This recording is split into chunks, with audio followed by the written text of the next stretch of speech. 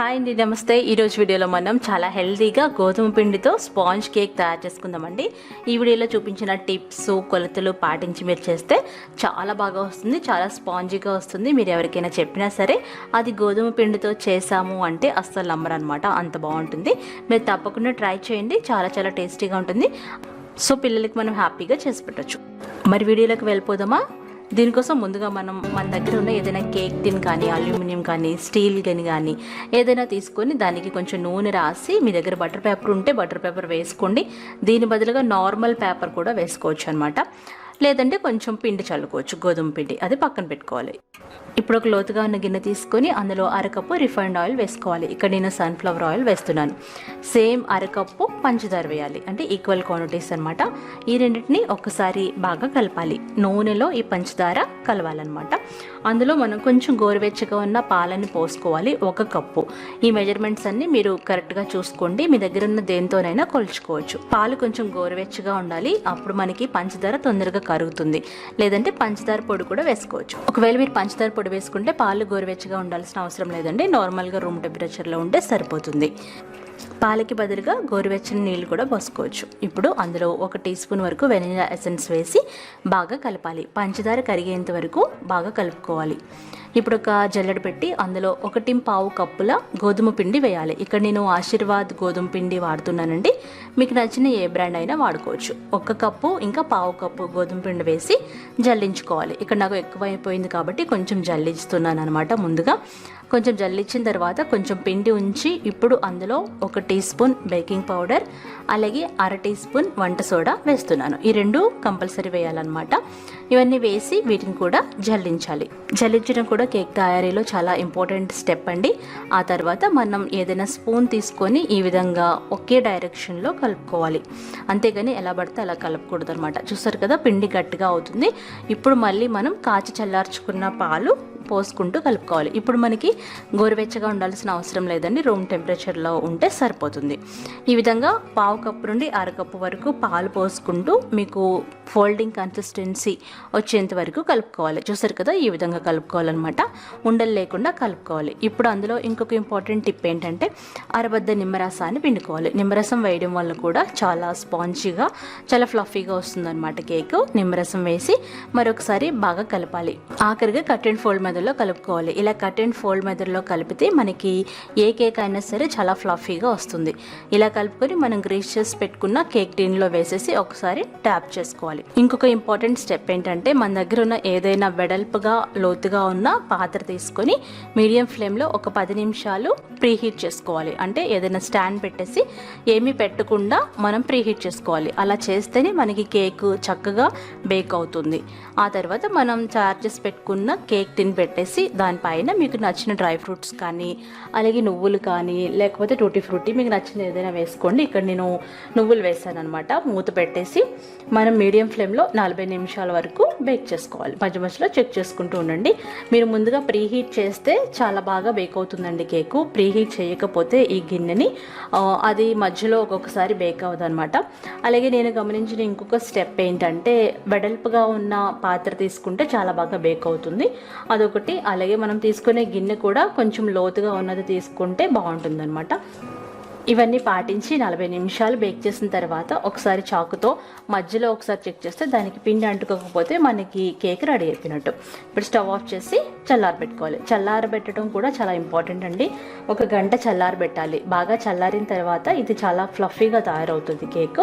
So చల్లారిన కేక్ని నైఫ్తో ఈ విధంగా రన్ చేసి ఒక ప్లేట్లోకి తీసుకోవడమే. చూసారు కదా, చాలా ఫ్లఫీగా వచ్చిందండి, చాలా బాగుంది. యాక్చువల్గా ఇది గోధుమ పిండితో చేసామంటే ఎవరు నమ్మరు అనమాట, అంత బాగుంది. చల్లారిన తర్వాత ఇంకా బాగుంటుంది, చాలా స్పాంజీగా ఉంటుంది.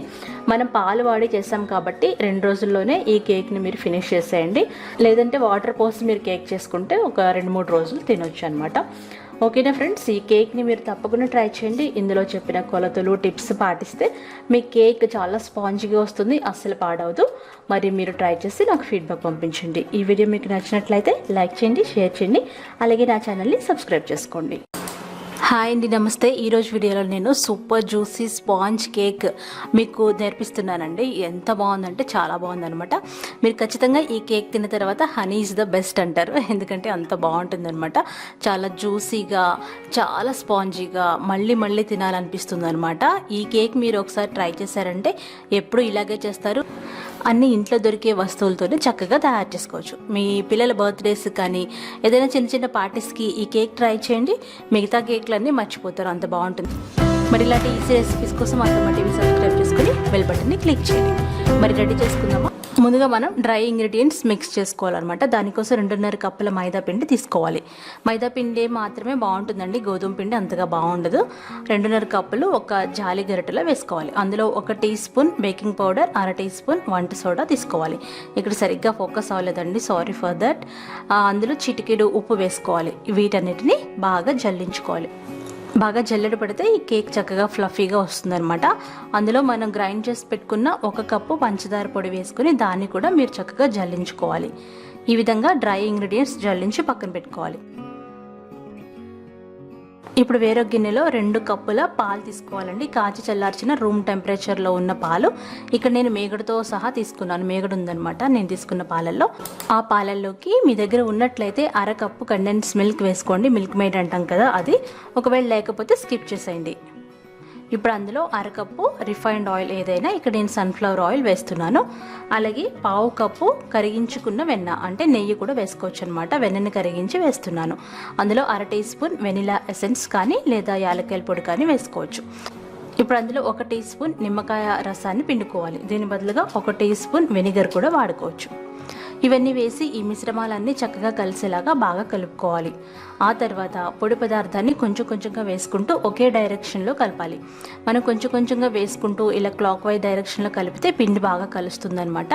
మొత్తం పిండంతా వేసేసే వరకు మనం కొంచెం కొంచెం వేసుకుంటూ కలపాలి. ఈ పిండి కలపడంలోనే ఫ్లఫీనెస్ వస్తుందండి. మొత్తం పిండంతా వేసి కలిపిన తర్వాత నేను కట్ అండ్ ఫోల్డ్ మెథడ్లో కలుపుతున్నాను అనమాట. ఇది కూడా చాలా ఇంపార్టెంట్ అండి. ఏ కేక్ అయినా కట్ అండ్ ఫోల్డ్ మెథడ్లో చాలా బాగా కలిపి ఇప్పుడు గ్రీస్ చేసి పెట్టుకున్న కేక్ టిన్లోకి మన మిశ్రమాన్ని పోసుకోవాలి.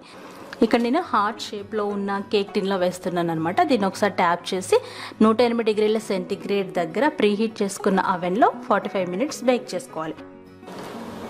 ఒకవేళ ఓవెన్ లేకపోతే కూడా సేమ్ ఇలాగే 45 మినిట్స్ మనం ఒక కడాయిలో పెట్టుకొని బేక్ చేసుకోవచ్చు. ఇప్పుడు మనం హనీ సిరప్ రెడీ చేసుకోవాలి. దానికోసం ఒక గిన్నెలో 100 ml వాటర్ తీసుకోవాలి. అంటే చిన్న కప్పు వాటర్ తీసుకొని అందులో 1/2 కప్పు పంచదార, 5-6 టేబుల్ స్పూన్ల హనీ అంటే తేనె వేసుకోవాలి. వేసి పంచదార కరిగేంత వరకు మనం లో ఫ్లేమ్లో బాగా మరిగించుకొని ఇలా తయారైన ఈ హనీ సిరప్ని ఒక గిన్నెలో తీసుకొని పక్కన పెట్టుకోండి. ఇప్పుడు అదే గిన్నెలో మనం మీ దగ్గర ఉన్న ఏదైనా మిక్స్డ్ ఫ్రూట్ జామ్ ఉంటుంది కదా, దాన్ని తీసుకొని ఒక 5-6 టేబుల్ స్పూన్లు లో ఫ్లేమ్లో కరిగించుకోవాలి. ఇది జెల్లీలాగా ఫామ్ అవ్వాలన్నమాట. ఇవి 2 గార్నిష్ కోసం వాడతామన్నమాట.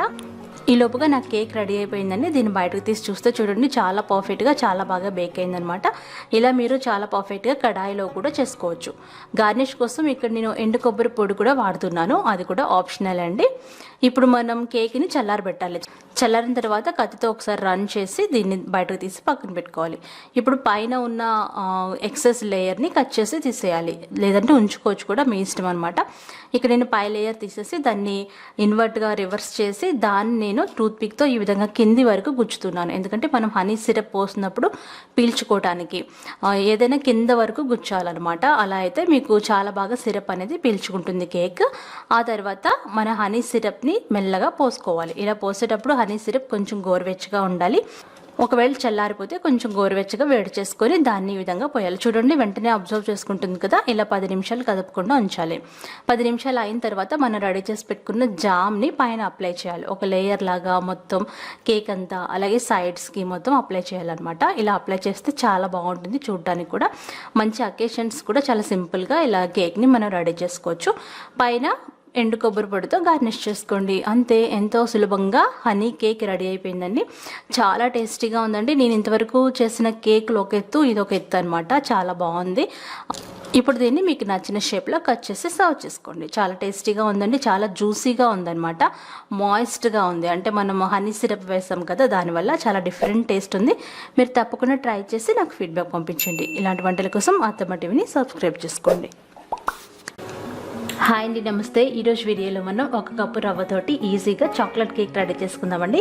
పిల్లలందరికీ చాలా ఇష్టం కదా చాక్లెట్ కేక్. సో ఈరోజు నేను చాక్లెట్ కేక్ని రవ్వతో తయారు చేస్తున్నానండి. చాలా ఈజీగా చేసుకోవచ్చు, అది కూడా అవెన్ లేకుండా. మరి ట్రై చేద్దామా? ఇలాంటి ఈజీ రెసిపీస్ కోసం అత్తమ్మ టీవీ సబ్స్క్రైబ్ చేసుకొని బెల్ బటన్ని క్లిక్ చేయండి. ఇప్పుడు మనం ఒక మిక్సీ జార్ తీసుకొని అందులో ఒక కప్పు బొంబాయి రవ్వ వేయాలి, అంటే ఉప్మా రవ్వ అనమాట. ఇది వేసి చాలా ఫైన్గా గ్రైండ్ చేసుకోవాలి. మనం ఒక 2 నిమిషాల వరకు గ్రైండ్ చేయాలి. అప్పుడు మనకి మెత్తటి బొంబాయి రవ్వ రెడీ అవుతుంది. అదే మిక్సీ జార్లో అరకప్పు పంచదార, అరకప్పు పెరుగు వేయాలి. అందులో పావు కప్పు కోకో పౌడర్ కానీ చాక్లెట్ బిస్కెట్ పౌడర్ కానీ వేసుకోవచ్చు, అంటే బిస్కెట్స్ గ్రైండ్ చేసుకున్న పౌడర్ అనమాట. అలాగే అందులో పావు కప్పు స్మెల్ లేని ఆయిల్ ఏదైనా వేసుకోవచ్చు. ఇప్పుడు అందులో ఒక కప్పు కాచి చల్లార్చిన రూమ్ టెంపరేచర్లో ఉన్న పాలు పోసుకోవాలి. ఈ పదార్థాలన్నిటినీ బాగా గ్రైండ్ చేసుకోవాలి. చూసారు కదా, ఈ విధంగా చక్కటి బ్యాటర్ రెడీ అవుతుంది. దీన్ని ఒక గిన్నెలోకి తీసుకొని అరగంట పాటు రెస్ట్ ఇవ్వాలి. ఖచ్చితంగా రవ్వ కేక్ చేసేటప్పుడు అరగంట వరకు నానబెట్టాలి. మూత పెట్టేసి అరగంట పాటు నానబెట్టుకోండి. ఇప్పుడు ఒక కేక్ టిన్కి ఆయిల్ రాసి పెట్టుకోవాలి. ఒకవేళ మీ దగ్గర ఉంటే బటర్ పేపర్ వేసుకోండి, లేదంటే మైదా పిండితో కానీ లేదా గోధుమ పిండితో కానీ స్ప్రెడ్ చేసి పెట్టుకోవచ్చు. ఇప్పుడు కడాయి పొయ్యి మీద పెట్టి హై ఫ్లేమ్లో పెట్టుకొని అందులో ఇసుక కానీ సాల్ట్ కానీ వేసి ఒక చిన్న స్టాండ్ పెట్టుకొని 10 నిమిషాలు మనం ప్రీహీట్ చేసుకోవాలి. ఇది ఖచ్చితంగా చేయాలండి. ఇది చేస్తేనే మనం అవెన్ లేకుండా కేక్ని పర్ఫెక్ట్గా కుక్ చేసుకోగలుగుతాం. అరగంట అయిన తర్వాత బ్యాటర్ని మూత తీసి చూసినట్లయితే చూసారా, చక్కగా రెడీ అవుతుంది. ఒకవేళ బాగా గట్టిగా అయితే అరకప్పు వరకు పాలు పోసుకోవచ్చు. ఇప్పుడు అందులో 1 teaspoon baking powder, 1/2 teaspoon వంట సోడా వేయాలి.